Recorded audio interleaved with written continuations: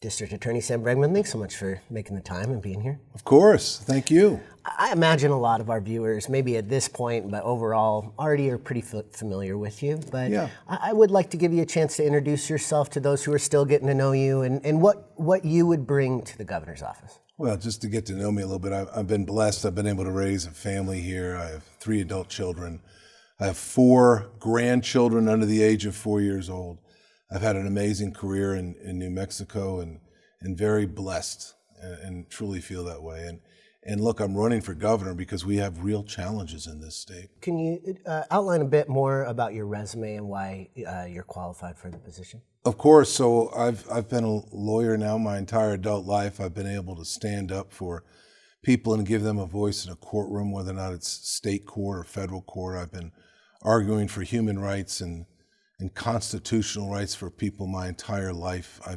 I'm really proud of that. I've also been a city councilor years back before I had any of this gray hair, but I was a city councilor and was able to get some things done at the city council level as well. And you talk about your career defending constitutional rights, human rights. You've represented countless clients who have faced police misconduct, including the family of Martin Jim, for instance.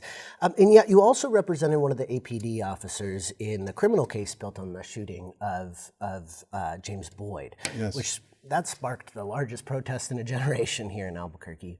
How are primary voters to square that? What are they to make of your legal career? I'm a big rule of law guy. I really believe in the rule of law. I believe in the Constitution. I believe giving meaning to the Constitution.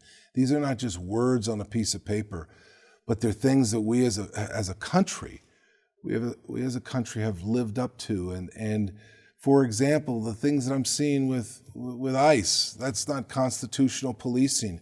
I have held police officers and departments accountable, and through my work have gotten them to change certain things. At the same time, I've also represented people and stood up for people because the kind of core principle a fundamental principle in our criminal justice system is that everybody has a right to an attorney, and I'm very proud to have had a career where I've given people a voice. Right. And as the Bernalillo County District Attorney, you've positioned yourself as the law and order candidate, the tough on crime candidate in this race in many ways. What would you say to Democratic voters who don't believe that more police officers, more people locked up makes their community safer? I will say this.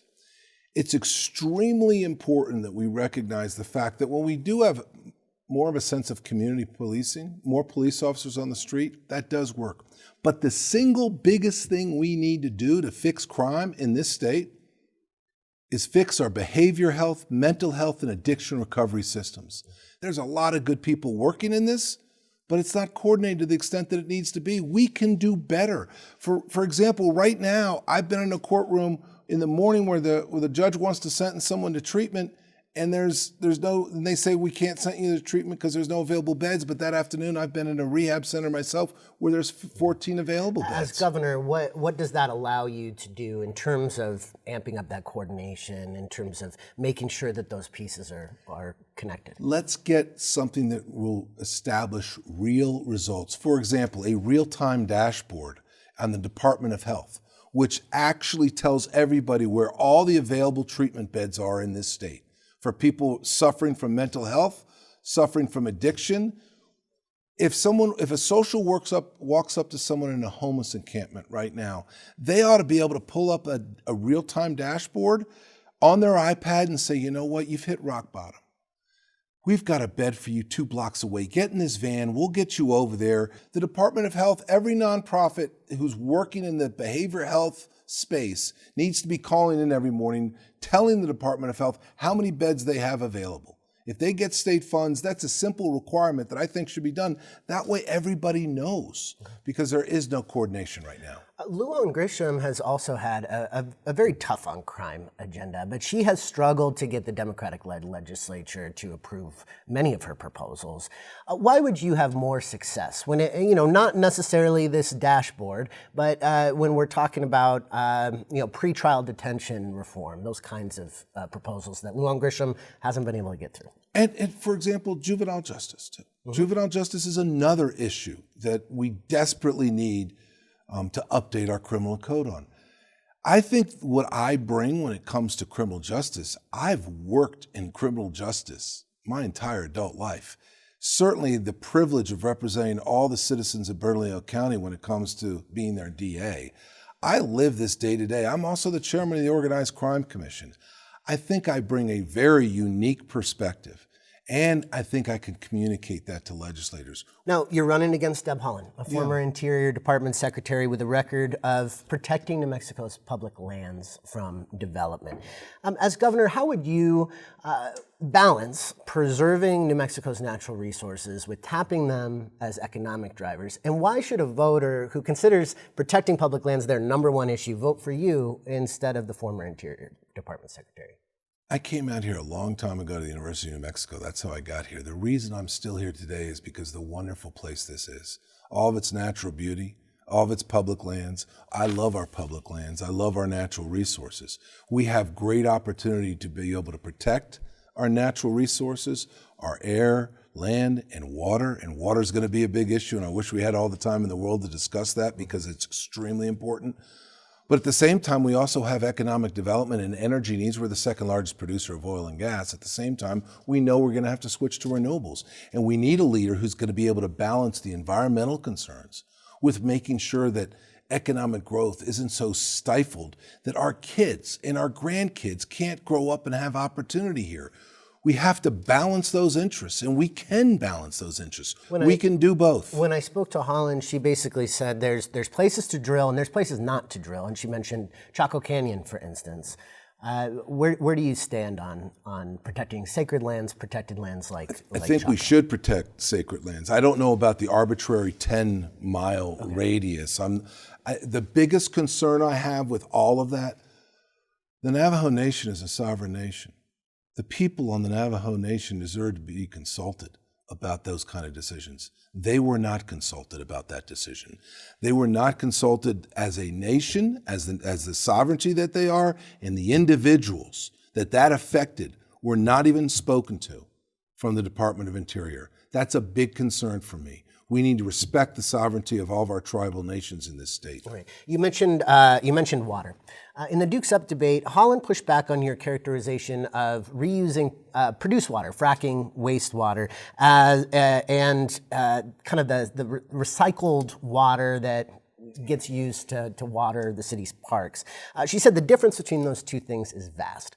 How would you go about safely putting to use produced water from the oil fields? And why should produced water be part of this equation of stemming the water issue at all? Even more than the produced water issue, let me just make sure we focus. Yeah. The brackish water, the brackish water aquifer, the brackish water aquifer under our state is the largest in the world. At 3,500 feet deep, 80% of our state sits over an entire ocean of brackish water. Well, and Lillian Grisham has been able to get her strategic water plan as it relates to brackish water through. But it's that produced water piece that there's been more controversy, there's been more pushback and concern about it being reused. Listen, brackish water and produced water, the technology is there. And the experts in these fields will tell you, New Mexico State University, I was just down there. They're doing amazing stuff on not only mapping the groundwater, mapping the brackish water, but the cleaning up of water. And we can do this. Well, and the concern with the produced water is that we don't know what's in it because it's kind of a protected trade secret. Well, we're gonna know what's in it. Listen, the governor's number one job is to protect the health and well-being of the citizens of this state. And I'm not gonna do anything to compromise that or jeopardize that ever. But at the same time, we can't just say, well, do something else with it, ship it over to Texas. We have to get down to work and figure out all these issues. All of these are interrelated. Economic development and the environment are critically linked, and we have to make sure we do well on both those fronts. Kind of on that front, data centers are popping up across the state. The largest and most controversial at the moment is probably Project Jupiter in Doña Ana County. You've said that if done right, data centers could be a good thing for our communities. What specifically is doing it right? What does that look like? And I will reemphasize that, if done right. It's really important. What does that mean? Using renewable energies. using wind and solar to power that, or perhaps geothermal. I know they've just recently switched to fuel cells, okay? One side is the energy, making sure that we're not polluting the environment more. The other part of that energy equation is making sure that we're not making residents pay for some kind of increased electricity rate because of a data center. And those have to be guarantees. And if they're guaranteed, how do you enforce that as the governor? You enforce that as the governor by enforcing the law, as we all do, and making sure we hold people accountable. The second piece of that, though, I want to talk about is the water issue. And we shouldn't be using fresh water to be cooling data centers. We should be using the exact stuff we were just talking about. Brackish water can be treated to an industrial level all day long. And we know that. It's done already across this country. So that is something we could use to cool, where we're not using one drop of fresh water for these data centers. But with those conditions, what happens is we provide thousands of construction jobs. The economic activity and the increase in economic activity for jobs for the local communities, plus the acceleration of renewable energy use.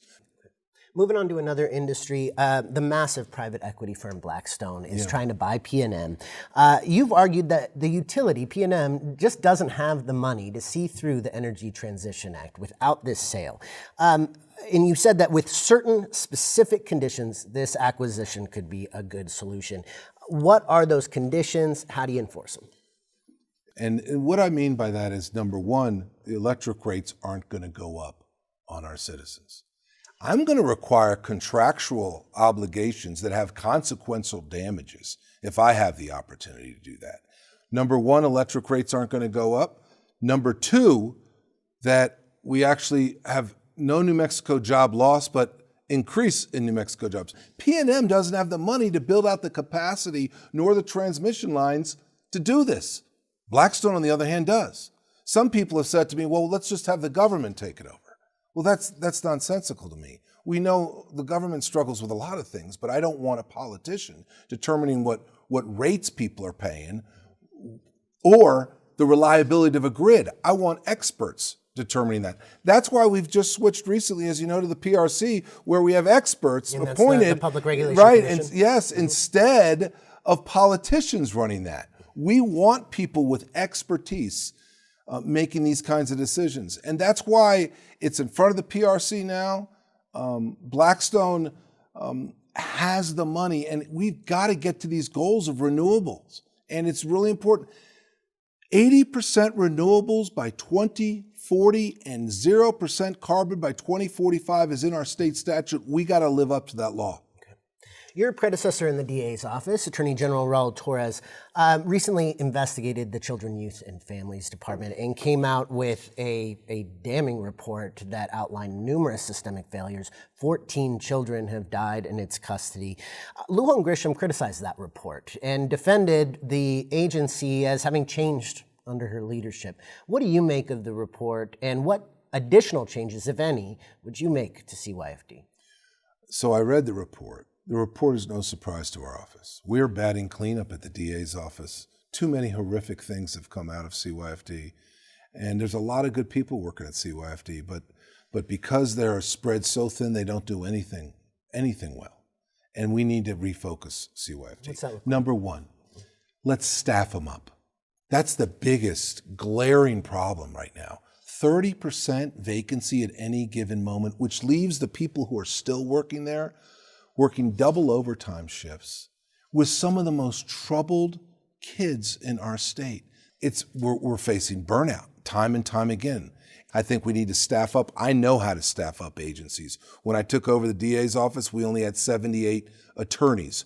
We had homicide prosecutors with 50 cases apiece. The caseloads at CYFD are crazy big for individual people. You bring in more staff, you get better results. Same thing we did. Now, homicide prosecutors in my DA's office only have 20 homicide cases What apiece. else besides staffing up?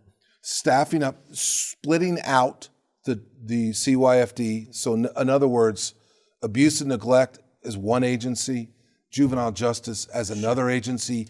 It gives a little bit more focus, a little bit more direction.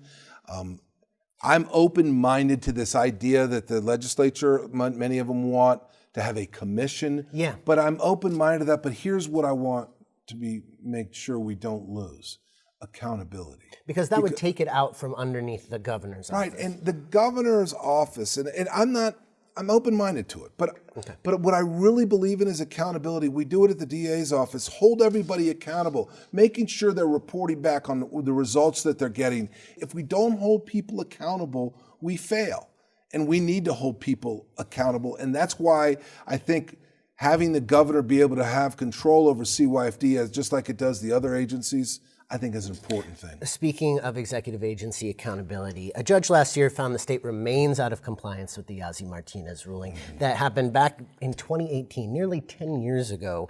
The Public Education Department came out with a plan to remediate that in the fall. The plaintiffs in the case, they don't like it, and they've been calling for a rewrite. How, under your governorship, would New Mexico finally get into compliance with this ruling and provide a sufficient education to all New Mexico students? Let's start with our tribal governments. We need to have the tribal governments having our sovereign tribal friends having real input with PED and collaborating in a big way about how to make sure that they get to preserve their culture and their language, but at the same time making sure we're giving them the kind of education that all the children of New Mexico deserve and need. I will say this about education, and it goes right to this point. Everybody needs to be held accountable. All of this is a direct result of the fact that we are failing our kids. When we are 50th in education, we used to battle Mississippi, if you remember, as who was 50th. We're still 50th. They're now 15th in the country. And how did they do it? They did it by holding people accountable, whether or not it's the school districts and holding them accountable so they are transparent with what their goals are and whether or not they're reaching their goals. It's holding the administrators accountable. It's holding teachers accountable. We want to support our teachers, but let's let them be teachers. Let's pay them as much as we can. Teachers are being required to be social workers and every other thing you can think of, disciplinarians, everything else. But we also lead the country in chronic absenteeism. Do you see these accountability measures, would they get the state into compliance with Yazzie Martinez? If you do it in the right way, absolutely. And it's not just that, it's also holding the kids accountable too and making sure they show up for school. But yes, I do believe that. I do believe we can do this. And we can't accept the status quo anymore. We have to have results-oriented people who are leading these agencies all across, whether it's CYFD, whether or not it's education, public safety, economic development, affordability. All these issues need to be handled by experts who want to see things get done, and that's what I'm all about. Sam Bregman, thanks so much for your time. Thank you.